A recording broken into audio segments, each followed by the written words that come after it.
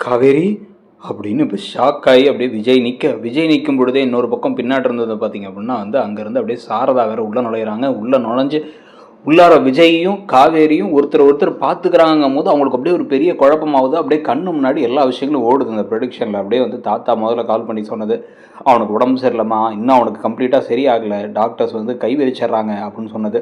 பாட்டி இந்த பக்கம் அப்படியே தேம்பி எழுதி என் பேரனுக்கு என்னாக போதோ தெரியலன்னு சொன்னது மட்டும் இல்லாமல் காவேரியும் விஜயும் பிரிஞ்சு காவேரியை இவங்க கொடைக்கானலுக்கு கூட்டு போனதுக்கப்புறமா ஒரு 6 மாதம் கழித்து இவங்களே கால் பண்ணி விஜய் இறந்துட்டான், அவனை வந்து நீங்கள் பார்க்கலாம் வர வேணாம், ஏன்னா வந்து அது வந்து காவேரி கஷ்டமாக இருக்கும், நீங்களும் வர வேணாம், எங்களுக்கு வந்து இப்போ என்ன பண்ணுறது ஏது பண்ணுறதுன்னு தெரில, எங்களுக்கு பிடிப்பாக இருந்தது, எங்களுக்கு ஒரு இந்த வாழ்கிறதுக்கு காரணமாக இருந்ததே விஜய் மட்டும்தான், இப்போ அந்த விஜயே போயிட்டான், நாங்கள் அந்த ஊரை விட்டு வேறு எங்கேயாச்சும் போயிடுறோம் அப்படின்னு சொல்லிட்டு ஃபோனை வச்சது. இதெல்லாம் கண்ணு முன்னாடி அப்படியே டக்குன்னு ஓடுது.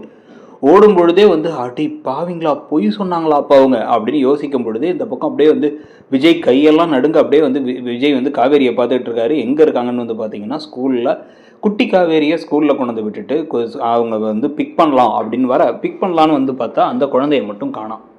என்னடா நாளே குழந்தைய காணாமா அப்படின்னு தேடிட்டு இருந்தா, இல்லை அந்த குழந்தை அவங்க என்ன கிளாஸ் விட்டே வரல, அந்த கிளாஸ் மட்டும் கொஞ்சம் லேட்டாக தான் ஆரம்பிச்சாங்க புது டீச்சர் வந்ததுக்கப்புறம் அப்படின்னு சொன்னதுக்கப்புறமா இவர் வேகமாக கிளாஸ் ரூமுக்குள்ளேயே போய் பார்க்கலாம் அப்படின்னு போக ஒவ்வொரு பேரண்டாக வந்து அவங்க குழந்தைய கையில் தூக்கிட்டு வந்துகிட்டு இருக்காங்க. ஒரு குழந்தை அழுதுகிட்டு இருக்கு, இன்னொரு குழந்தை வந்து அப்படி சிரிச்சுட்டே வருது, இன்னொரு குழந்தை வந்து பார்த்தா வந்து அழுது வாமிட்டே பண்ணி ட்ரெஸ் எல்லாம் மாற்றி வந்துகிட்டு இருக்குங்க. ஒன்று ஒவ்வொரு டைப்பில் வந்துகிட்டு இருக்கும்போது நம்ம குழந்தைக்கு என்னாச்சோ அப்படின்னு உள்ளார எட்டி பார்த்தா இவங்க அங்கே இருக்க டீச்சரோட அந்த குழந்தை பேசிக்கிட்டு இருக்கும் பொழுதே வந்து அவங்க பெல்லேருந்து இவர் கவனிக்கிறாரு. அந்த குழந்தையோட வாய்ஸ் கேட்குது.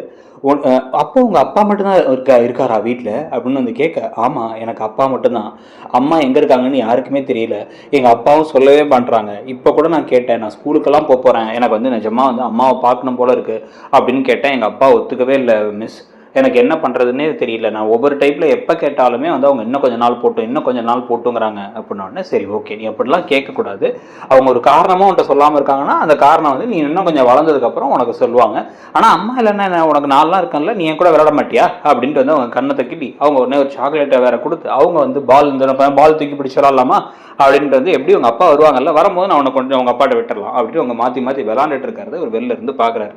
பார்க்கும் பொழுது டீச்சரோட முதுகு மட்டும் தான் தெரியுது. அந்த பக்கம் அவங்க குழந்தை சந்தோஷமாக இருக்கிறத பார்த்து தாய் பாசத்துக்காக அவர் அவ்வளோ ஏங்கியிருக்கா, என்ன பண்ணுறது அப்படின்னு சொல்லிட்டு ஒரு யோசிச்சுட்டு இருக்கும் பொழுதே தான் வந்து சரி ஓகே உள்ளே போகாமல் கொஞ்சம் வெளியே வெயிட் பண்ணலாம் அப்படின்னு வெயிட் பண்ணிகிட்டு இருக்கும் போது அதே சமயத்தில் சாரதாவும் வராங்க.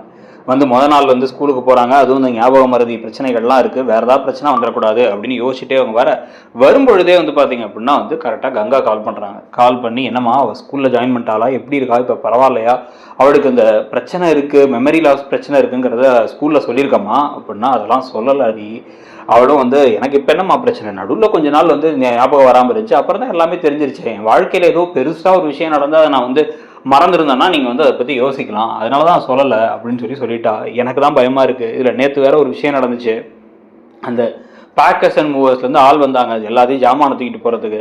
அவங்க வந்து விஜய்னு யாருக்கோ ஃபோன் பண்ணி பேச, இவ ஒன்று அந்த விஜய்ங்கிற பேரை கேட்டாலே எனக்கு ஏதோ ஒரு மாதிரி பண்ணுதுமா, ஏன் வேறு எந்த பேரும் இல்லாமல் அந்த ஒரு பேர் மட்டும் அப்படி பண்ணுதுன்னு தெரியல, ஏதோ ஞாபகம் வருது, போன ஜென்மத்தில் அவர் நான் அவரை ஒய்ஃபாக இருந்து கொடுமைப்படுத்தினான்னு தெரில அப்படின்லாம் பேசுகிறா. எனக்கு கண்ணே கலங்கிடுச்சு.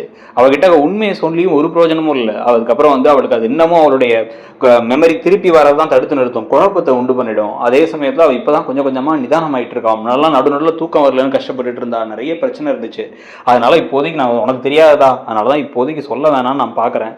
ஆனால் சொல்லி என்ன பிரயோஜனம், அந்த விஜய்ங்கிற ஒரு ஆள் வந்து இப்போ திருப்பி வந்துட்டாரு, கண்ணு முன்னாடி நின்னாரு அப்படின்னா வந்து நான் தாராளமாக சொல்லலாம். ஆனால் அவரே உயிரோடு இல்லைங்கும் போது நான் சொல்லி என்ன பிரயோஜனம், அவளுக்கு வந்து இன்னும் வழியை மட்டும் தான் நான் கொடுப்பேன். இன்னும் கொஞ்சம் நாள் போட்டும், எப்படியாச்சும் ஏதாச்சும் ஒரு பையனுக்கு ஏன்னா பிடிச்சி அவளுக்கு கல்யாணத்தை பண்ணி கொடுத்து அவள் நிம்மதியாக இருக்கிறத பார்த்துட்டா எனக்கு போதும். இதுக்கு நடுவில் நம்ம பேத்தி வேற எங்கே இருக்குதுன்னே தெரியல. சரி விடு, அதெல்லாம் பின்னாடி பேசிக்கலாம், நான் ஸ்கூலுக்கு வந்துட்டேன்டி அப்புறம் பேசுகிறேன் கங்கா அப்படின்னு அவங்க ஃபோனை வச்சுட்டு நேராக அப்படி உள்ளே வரலான்னு வராங்க.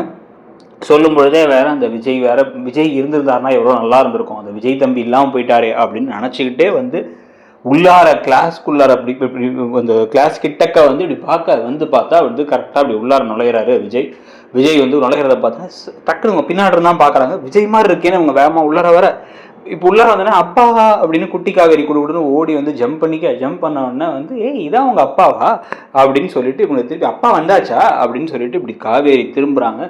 காவேரிக்கு இவரை பார்த்தோன்னே எங்கேயோ பார்த்த மாதிரி இருக்குங்கிற மாதிரி ஸ்டன்னாகி நிற்கிறாங்க. ஆனால் புரியல, ஒரு மாதிரி குழப்பமாக நிற்கிறாங்க. ஆனால் அவர் முகத்தில் அப்படி ஒரு ஷாக், என்ன நடக்குது இங்கே அப்படின்னு ஒன்றுமே புரியாமல் அப்படியே வந்து காவேரி காவேரி அப்படிங்கும் போது வந்து ஆமாப்பா காவேரி தான், நான் இங்கே தான் இருக்கேன், போகலாமா, இவங்க தான் என் மிஸ், இன்னொரு விஷயம் தெரியுமா, இவங்க பேரும் காவேரி அப்படின்னு அந்த குழந்தை சொன்ன உடனே அப்படியே வந்து திரும்பி பார்க்குறாரு.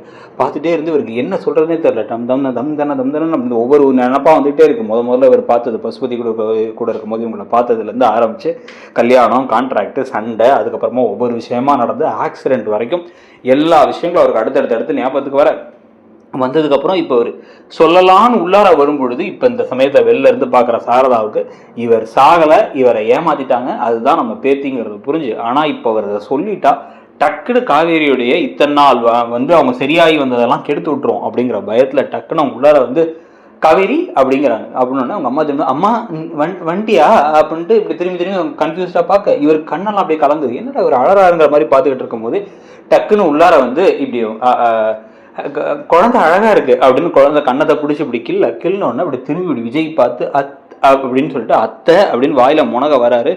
வேணாம் அப்படின்னு அவங்க தலையாட்டி வேணாம் தம்பி வேணாம் நான் சொல்றேன் அப்படிங்கிறாங்க. இவருக்கு ஒன்றுமே புரியல. இவருக்கு அப்படியே பைத்தியம் பிடிச்ச மாதிரி தலையை பிடிச்சிக்கிட்டு இருக்கும்பொழுது சரி நம்ம கிளம்பலாம் அப்படின்னு கிளம்பும்பொழுது எப்படி போறீங்க அப்படின்னு மட்டும் விஜய் கேட்குறாரு. எதுவுமே சொல்லல. அதுக்கே வந்து ஒரு குரல்லாம் மாறிடுச்சு.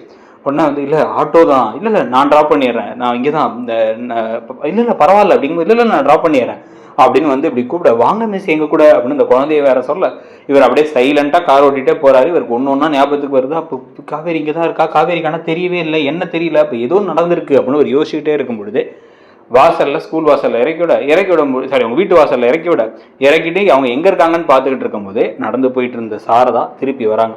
வந்து தம்பி அப்படின்னு சொல்லிட்டு வந்து நம்பர் அப்படி சொல்றாங்க, என் நம்பர் நோட் பண்ணிக்கோங்க தம்பி, நான் கால் பண்றேன் அப்படின்ட்டு. இதுக்கப்புறம் தான் என்ன நடந்துச்சு அப்படிங்கிறது தெரிய வந்து பாட்டியும் தாத்தாவும் தான் வந்து பேஸ்கெட் பால் விளையாடி இருக்காங்க இவர் வாழ்க்கையில. எல்லா உண்மையும் மறைச்சது மட்டும் இல்லாம இவர் இறந்துட்டதா அங்கேயும் அவங்க இறந்துட்டதா இங்கேயும் சொன்னது மட்டும் இல்லாமல் இப்போ திடீர்னு காவேரிக்கு ஒரு ஷாக் கொடுத்தா அவங்களுக்கு வந்து அந்த இதுவே அவங்களுடைய மென்டல் ஹெல்த்தும் பாதிக்கப்படலாம்.